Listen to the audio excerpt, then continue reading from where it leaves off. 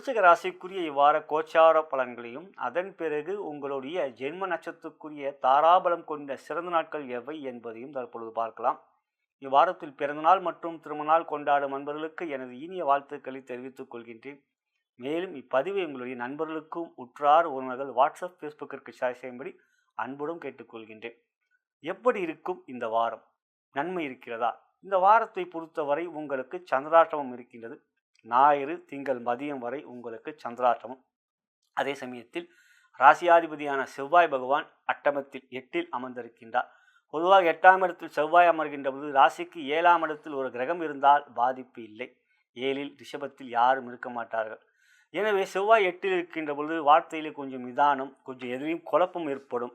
எதையும் முடிவுகள் எடுப்பது கொஞ்சம் யோசிப்பீர்கள். 2ஆம் இடத்தை செவ்வாய் பார்க்கின்ற பொழுது உங்களுக்கு வார்த்தையிலும் கோபம் வரும். இருந்தாலும் உங்களுக்கு குரு 9ல் இருக்கிறார். 9ல் இருக்கின்ற குரு உங்களுக்கு உங்கள் ராசியை பார்க்கிறார். அப்போ அந்த ராசியை பார்க்கின்ற குரு எந்த ஒரு விஷயத்திலும் தெளிவாயால் குழப்பங்கள் ஏற்பட்டாலும் புத்திக்காரகன் குரு பகவான், அவரே தனக்காரகனும். ஆகையால் பொருளாதார ரீதியாக எந்த ஒரு பிரச்சனையும் வராது. செவ்வாய் 8ல் இருப்பது கவனத்தில் வைத்துக் கொள்ளுங்கள். கோபம் வந்தால் அறிவுக்கு சத்துரு என்பதை புரிந்து கொள்ளுங்கள். அவை மனவில் வைத்துக் கொள்ளுங்கள். சனியால் இப்பொழுது பாதிப்பில்லை. மகரமாக சனி இருந்தாலும் குரு பார்வை இருக்கிறது. கேது 10ல் இருக்கிறார். அதுதான் கேது 10ல் இருக்கின்ற பொழுது சில முடிவுகள் எடுக்கும்போது யோசனை இல்லாமல் முடிவுகள் எடுப்பீர்கள்.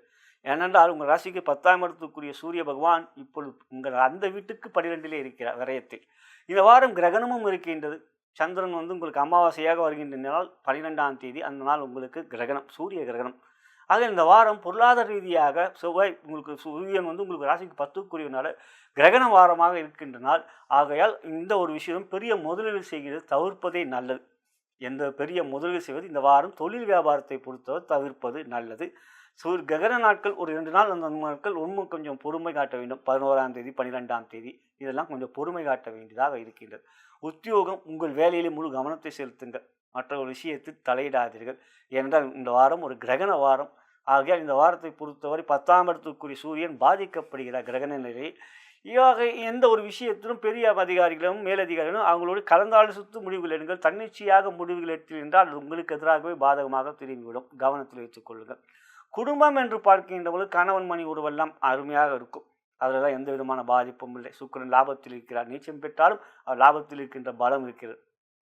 எனவே இந்த வாரத்தை பொறுத்தவரை சந்திராஷ்டமனாலே நிதானம். அதுக்கப்புறம் சந்திரன் உங்களுக்கு 8க்கு 9க்கு வந்தாலும் ஆட்சி பெற்றால் கிரகணம். எனவே இந்த வாரம் அதுக்கப்புறம் சந்திரன் 10க்கு வருவார், அப்புறம் 11க்கு வருவார். எனவே இந்த வாரம் தொழில் வியாபார உத்தியோகத்தில் நிதானம், பொறுமை, கணவன் மணி உறவிலே அன்பு பாசம், குழந்தைகளால் மகிழ்ச்சி இருக்கிறது. இவையெல்லாம் உங்களுக்கு நன்மை தரக்கூடிய வாரமாக இருக்கிறதா. இந்த வாரம் பொருளாதார ரீதியாக முன் யோசனையும் செயல்படுவது மிக மிக முக்கியம். கிரீம் என்கின்ற மந்திரத்தை உச்சரியுங்கள். அந்த மந்திரம் சக்திக்குரிய மந்திரம். அதை உச்சரிக்கின்ற பொழுது உங்கள் ராசியாதிபதியான செவ்வாய் மிகவும் பலம் பெறுவார். ஆடி மாதம் வேறு. அப்படி வளம் பெறுகின்ற போது உங்களுக்கு நன்மைகள் விரைவாகவே கிடைக்கும். நலம் பெறுக, வளம் பெறுக.